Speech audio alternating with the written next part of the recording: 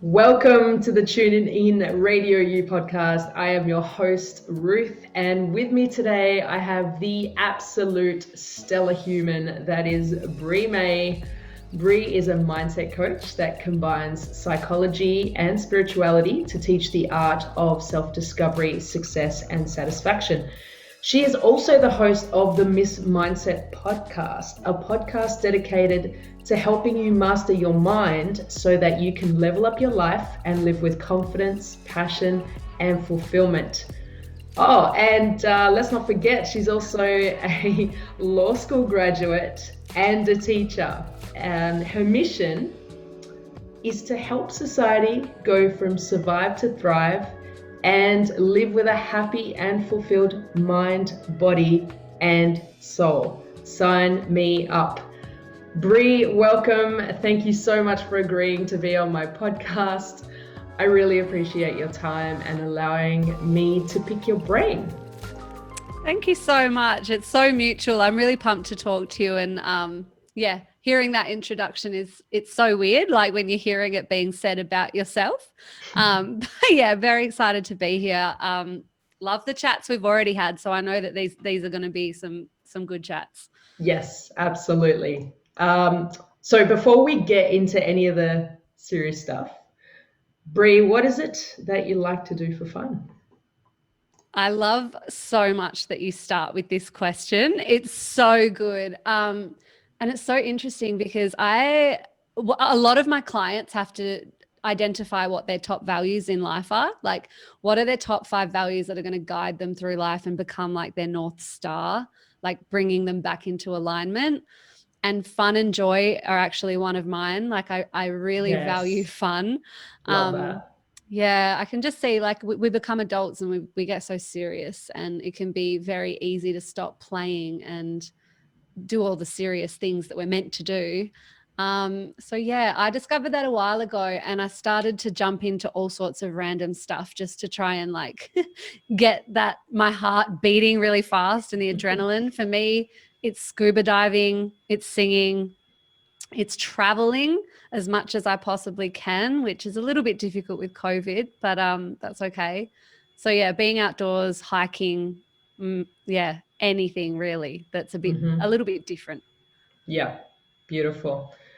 Okay, so now that we got that out of the way, um, what is it exactly that you do, and what kind of clients come to you, and for what? It's a big one because it started off and it's progressed really, really quickly, which I kind of wasn't expecting. But I started off with teenage girls, and that was largely because I had spent 5 years in the education system, and I was a high school English teacher. And I was kind of stepping into roles within my role at the school, where I was doing a lot of well-being for teenage girls. And I'm so privileged as a teacher, especially with year 10, 11, 12 girls. They're 18. They're going into they're about to graduate. They're about to start uni. And we got to have the most epic conversations. And I'm always so grateful for my time as a teacher. Like, I loved my students so fucking much. And they really did. They lit up my days all the time. But some of the chats that I had with them just made me mad, to be honest. Like, mad about the education system, mad that they were never taught the things that I know people need, like to be happy and to be satisfied and fulfilled. Nowhere is the education system teaching kids, myself included, and all of us who went through the mainstream education system. We're not taught about the power of the mind. We're not taught about connecting to who you are. We're actually put into a box, really, if anything, told what we should do. There was just a real lack of the tools and the skills that I think they needed to thrive rather than just survive. And so through that and through those conversations, I went on my own little journey to get really qualified and to actually answer the questions myself that they were asking. Like, I'd never been taught those things. I was somebody who went to university. I have 3 degrees because I was told that's what I should do. I ended up in a law firm because I was very smart. So of course I'd go to uni to do law. Like, and I'm like, when I say smart, this is all like within what the education deems as smart. We know that there's like there's multiple intelligences, but we've been conditioned by the system. I'm about to rant so hard in answering the question. Please do. I'm all about this. Yeah, go for it. Yeah. So now basically I went down my own path and got all the tools that I need, the qualifications I needed to help teenage girls initially to, become more confident, use their mind in a really powerful way, to know who they are, to be that person unapologetically, to release perfectionism, to love themselves, all of that. And then over the last year or so, it's really branched into women. I help women because if we're not taught it at school and we're not taught it as children, we take it with us in our lives. And then we wake up when we're 30 or 40 going, holy shit, I'm still not happy. I still don't know who I am. I hate my job. I hate my relationship. I'm not being who I wanted to be. I'm unsatisfied. So now, yeah, I help women to find who they are, connect with who they are, and actually often a lot of what I do is releasing pressure and dive into fear. I really feel like I'm saying all the time, it's like my catch cry has become feel the fear and do it anyway. So it's like I'm really a cheerleader for people stepping into fear and doing the thing that lights them up instead of the thing that keeps them safe. That is so huge in our society. It really is. Like you've hit the nail on the head of the reason why 90% of people are unhappy. Honestly, like it's crazy, and largely because of the education system. You're right. We were made to uh, we were made to listen, to obey, to be able to memorize tasks and things that we need, quote unquote, to know. Yeah.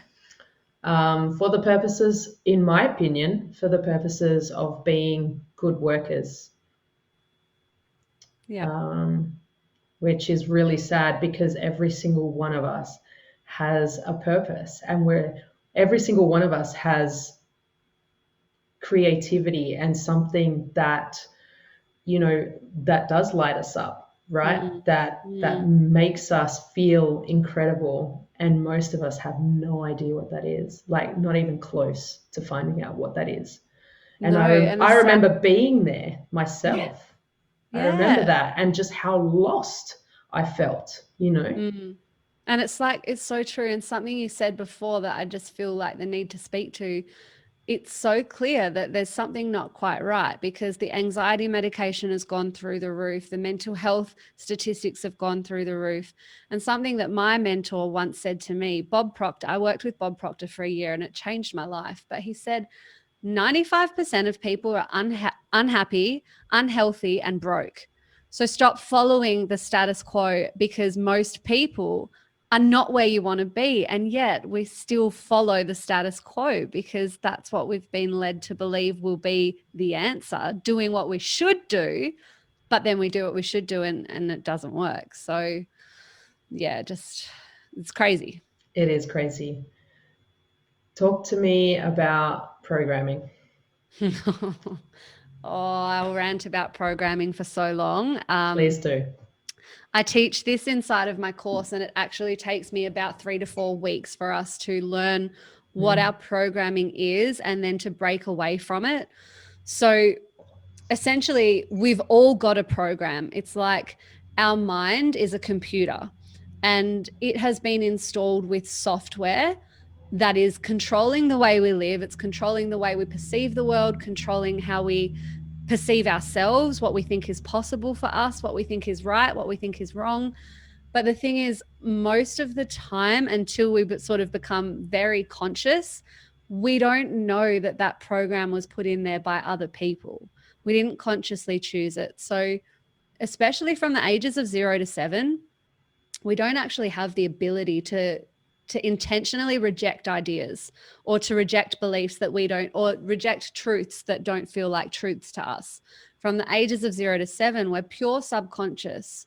And that means whatever's happening around us at the time, whether maybe mum and dad were arguing over money, so we believe that money is the root of all evil, or some teacher told us when we were 5 years old that you were lazy or not very, probably never going to be good at maths. Like whatever it is, our experiences shape us, and they create a program in our system that becomes very, very difficult to fight with.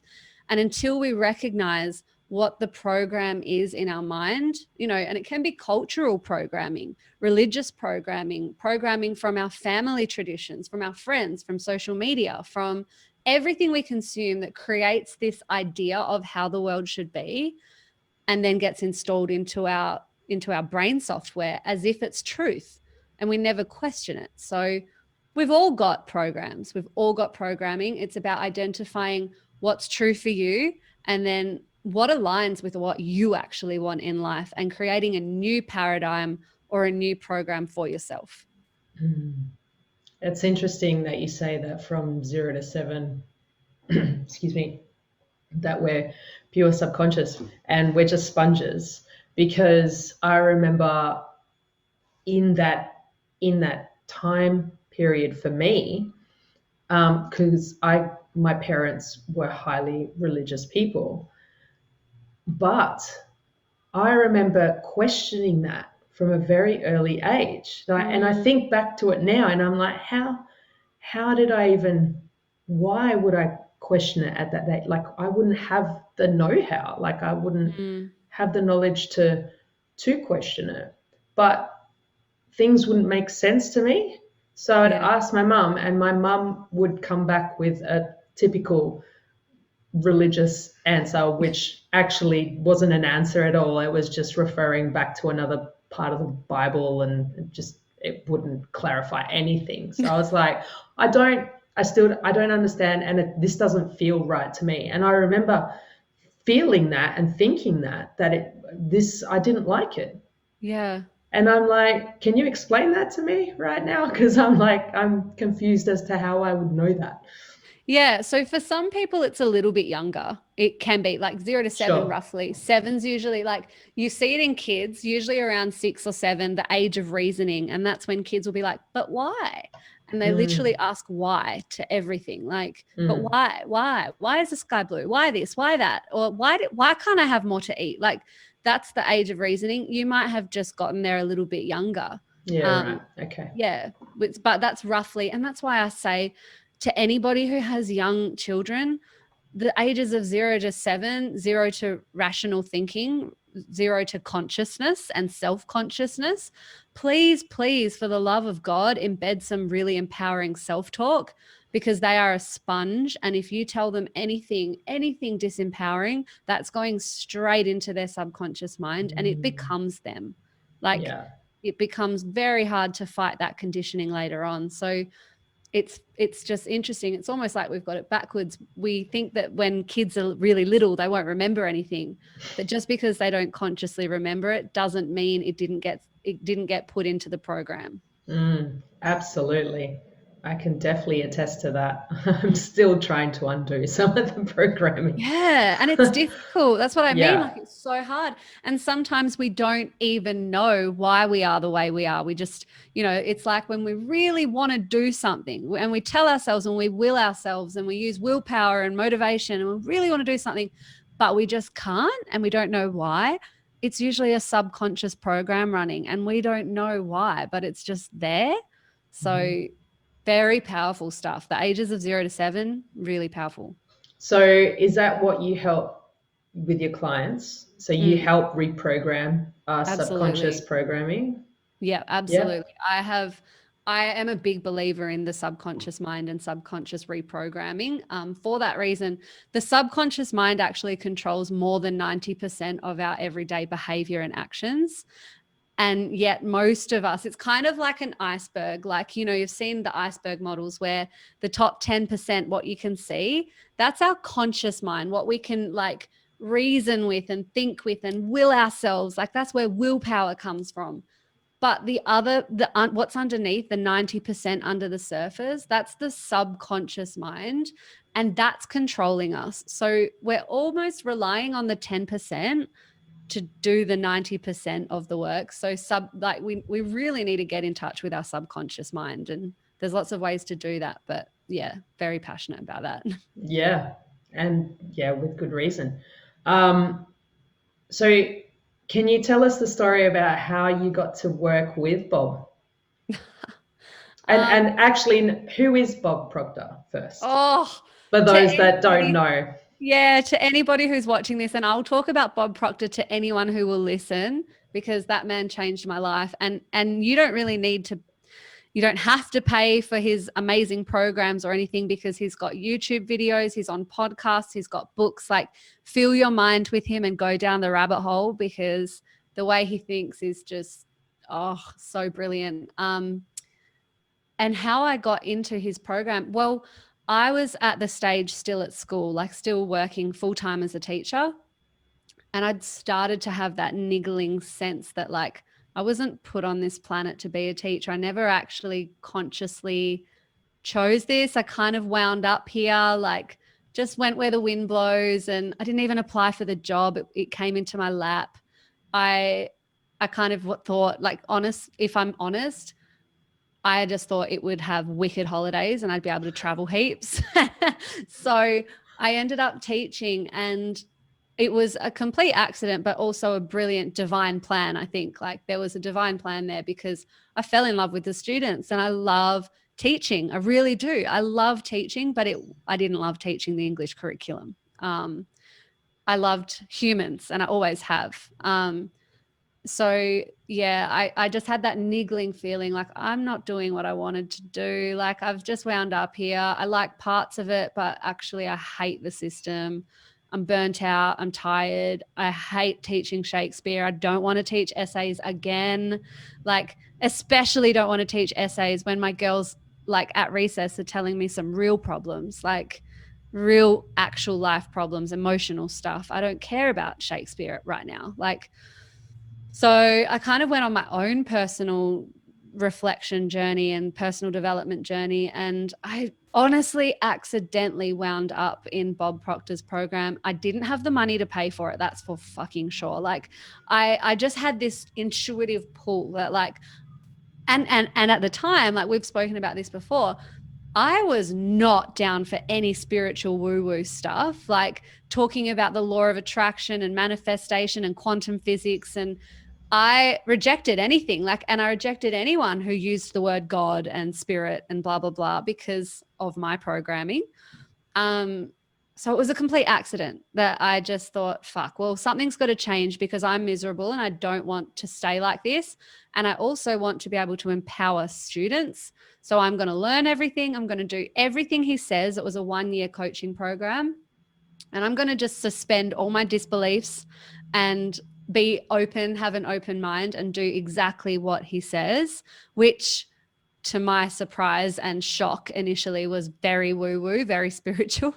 But I never looked back, and my life is, like, unrecognizable since. I applied everything he said in terms of using the laws of the universe, in terms of understanding the science, but I still have a very logical, I still need to see the science behind the woo-woo stuff I'm doing. Sure. Yeah. And the best thing about it is it exists.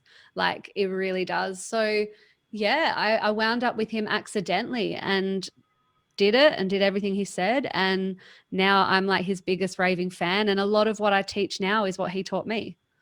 Incredible. So just to go back to Bob, like, what exactly does he teach? So he talks about manifestation and using the laws of the universe, right? Yeah. Is that kind of basically it, or? It's basically it, but underneath it all is just the idea that whatever you want, you can have with the right mindset. And if you can see it, you can have it. It's all that woo-woo cliche stuff that we hear motivational speakers talk about, but then he breaks it down with, like, irrefutable science, honestly. He breaks it down with science. He breaks it down with theology. From every angle that you come from, it's being supported. Everything he says is supported. And yet it's essentially the belief of the mind being the most powerful thing we have, and learning how to use it to create the circumstances we want. Beautiful. So, would you say that visualization is part of it? Visualization and then attaching emotion to that visualization is a way to get what you want? Absolutely. It's one of the hugest things. Visualization was a massive part of it. And he had me visualizing on the same meditation track every day, every day, every day. Everything happened. Like everything that I visualized happened. Some things are still coming. And I believe that. Like I know that now, they're still coming. So visualization was a really big one. And the emotion, it's got to have an emotional stamp attached to it. So yes, visualization is huge, but it doesn't work if you're not emotionally, if your emotions aren't being raised and you're not. And this is why I talk to my clients about, if you don't have a vision that you are so fucking lit up by that it reduces you to tears, and it makes you feel so excited and so scared at the same time, and it makes you so pumped. If you don't have that emotion attached, you're not thinking big enough, you're not connecting to yourself enough, you haven't dreamed enough, you haven't dreamed big enough, and there's still a lid on it, there's still fear on it. So, and the reason I need them to get so clear and so excited about their vision and their purpose is because of that. You aren't going to be powerfully attracting the things that you want if you're not emotionally involved. So when you're doing your visualizing, like I remember driving down the freeway to my job at the time and visualizing and doing what he said. And I was crying a lot of the time because I was just thinking, oh my God, like if that happened, I would just be so happy. I would cry, like, and I could see it and I could feel it. And it's the emotional stamp that works. And then with all of the extra sort of study I did about subconscious reprogramming, I actually learned, and this is backed by neuroscience, when we are in a highly emotional state, that's what causes the brain to take like a snapshot and record that, and it becomes a very powerful memory in our mind, and that's what gets stored into the subconscious mind. So the more powerful the better, the more emotional the better, because then it gets embedded into what's, that part under the iceberg, the 90% that controls us. So yes, visualizing, but making sure that we're lit up. It's just kind of backing what you're saying up. So when emotion is attached to the visuals that you're having, because is it true that your mind does not recognize something that is like literally in front of you to something that you're actually thinking, especially if there's emotion attached to it? Yep. So the more that you're kind of tricking the mind, I guess, into seeing where you want to be, the mind's like, oh, okay, cool, we're there already. And so everything just kind of starts to rearrange itself to suit.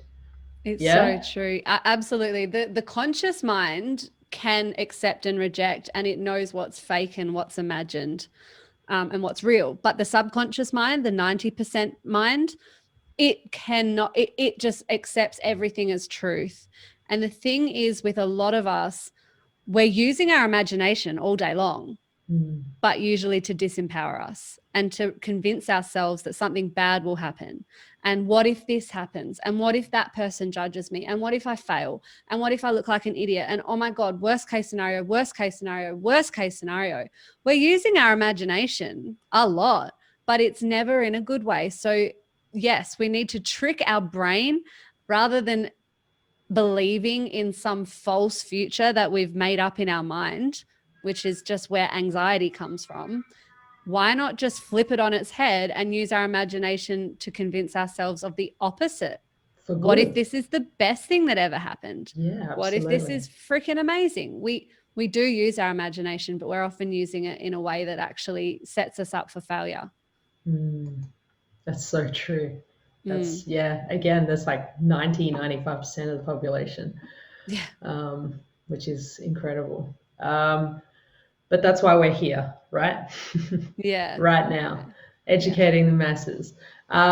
What was the one main thing that stood out for you in all of the learnings you had with Bob and the course? What was the biggest thing for you? The most maybe mind blowing? Very much all of the stuff we talked about with programming and conditioning. Mm-hmm. Um, but also that whatever you believe, and you can choose your beliefs. Like you can literally choose what is going to serve you and embed that as your new belief. Mm-hmm. It was about choosing the beliefs that you want to align with the life that you want, you know? And that to me was just mind blowing. Like I accepted every thought that came through my consciousness as pure truth. And then when I started doing the work, I realized they're not truths. They're just conditionings. Mm. So Yeah. I choose all the time. I choose new thoughts. I choose what I want to feel. I choose what I need to believe to bring into existence the things that I want. And I reject anything that doesn't align with that. Mm. Very cool. Mm. Um, Using what you've learnt with Bob, and no doubt your teaching career has probably come into what you do today as well. Mm. What is the best or most mind blowing result you've had with a client? Oh, there's been honestly so many, like so many. One of the ones that comes to my mind now is actually, oh, it actually still just, I can't believe it. She came to me with so much anxiety, and she'd gone through years of psychology and therapy and didn't really talk to many people. She didn't like eye contact. She was just really anxious and had no self esteem, no confidence. And we just really dug deep with the subconscious programming and the narratives and the stories she was telling herself. And it's always just stories, it's always just some bullcrap story that we can change and shift. And she now these days, like, she's actually such a chatterbox. She doesn't shut up. She was still at school, and all of her teachers started like saying, "What has happened to you? Where are you?" Her mum said to me, "What I finally, after all these years, I have my daughter back." And it was the most amazing thing ever. And even little things, like it's happened a few times. I'll be sitting there with a client or doing our session online, and we start getting, because like I said, I won't stop until they are so lit up by what they want, so lit up that they're like almost, they're all, it's very confusing for them because they're like, I'm so excited but I'm so fucking scared and I feel sick and oh, I want to start now. And they get so excited, so lit up, we get so clear, and we spend an hour doing maybe a full clarity session. And this has happened more than on several occasions. We'll finish, and let's say one of them, this actually happened. One of them, we got really clear on the job she wanted, really clear. She knew she wanted a new job. She knew she needed a new sort of pathway. And we started talking it out and getting clear on it, and then getting really excited. And you could tell like her energy was lifting. She was getting really pumped. As soon as we finished our session, within 2 hours, she'd messaged me and said, just got the job offer for the dream job. And I'm like, well, of course, because we raised your vibration together and we put it into the universe. Same thing went with somebody who decided, she was actually also a teacher. She decided she didn't want to be a teacher. She never did. She was creative. She wanted to sell art. Out of nowhere, at the end of our session, somebody had messaged her and offered her money for her painting. And it was her first ever sale. Wow. And like it was just the power of getting excited and raising the vibration, because we attract what we are, and we don't attract much good stuff from a feeling of flat and like just unmotivated and uninspired and feeling dull. That doesn't attract anything good. So my job is to get someone freaking pumped up, for one, and Mm. then watch as amazing things happen. And it's really cool to witness. It's really, really cool. Somebody create, like, it was a love situation. She really just wanted to find this perfect person. She had such a clear vision of it. And that exact person messaged her on the day after Wow. years of no contact. Wow. It's so That's cool to crazy. witness. Yeah, yeah. And Wow. these days, like, I don't even really get surprised. I'm just like, yeah, I know that's how the universe works. That's what I do. Yeah. I make magic happen. It's fine. The universe makes magic. It's so Well, cool. Yeah. you're assisting. You're Yeah. assisting. Yeah. Yeah. Wow, that really is incredible. Um, what are I ask all my guests this question. The next couple of questions, actually. What are your thoughts about what is happening in the world at the moment? Um, as in, you you looked as a in little COVID, scared then, as in all of it. Yeah, yeah. the state of the world. The state, yeah. There's one thing, like, I don't watch the news, and that's a very, and I have a journalism degree. And during my journalism degree, I was like, whoa, the news is a dark place. I don't know if I like this.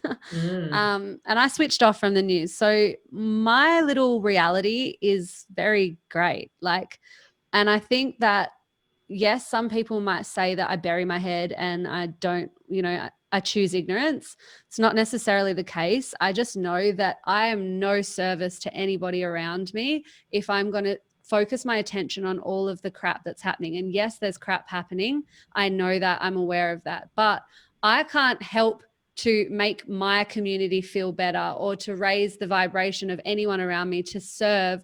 I'm here to serve. I'm here to teach, and I'm here to help people. I can't do that when I'm scared and when I'm angry and when I'm in this little, like, vortex of fear and how bad everything is. So yes, there's bad things happening. And what I'm seeing is fear. And fear just creates more fear.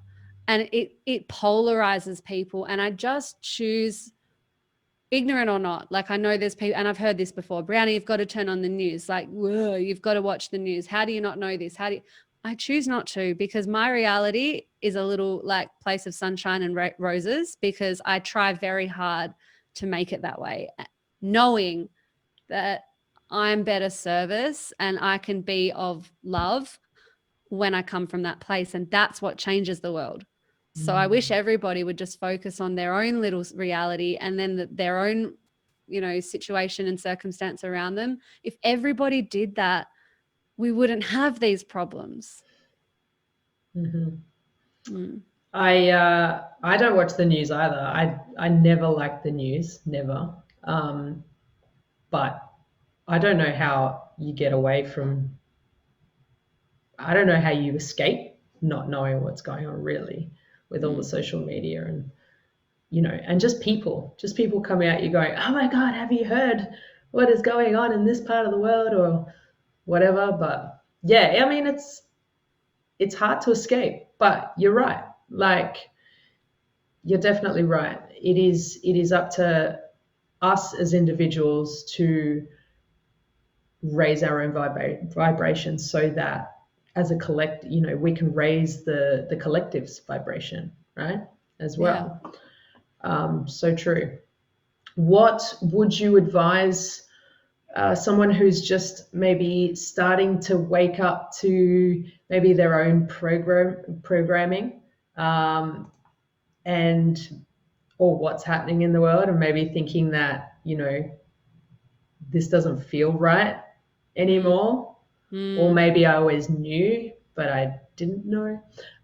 What would your advice be to someone who's feeling maybe a little lost and just kind of Realizing that they can control their reality, or realizing. realizing that they're just feeling like there's something wrong with what's happening in the world, and maybe realizing that they can do something about their own reality, but they Mm. don't know what that is.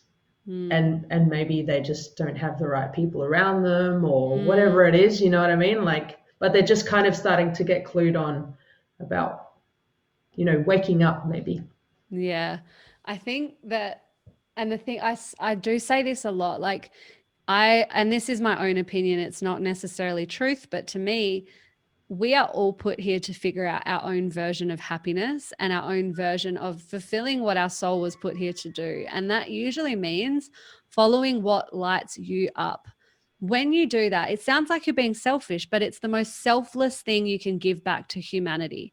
When you decide that you're unsatisfied or that you're not happy with the way things are, your responsibility is to change your own little world, your own reality, and to create happiness for yourself.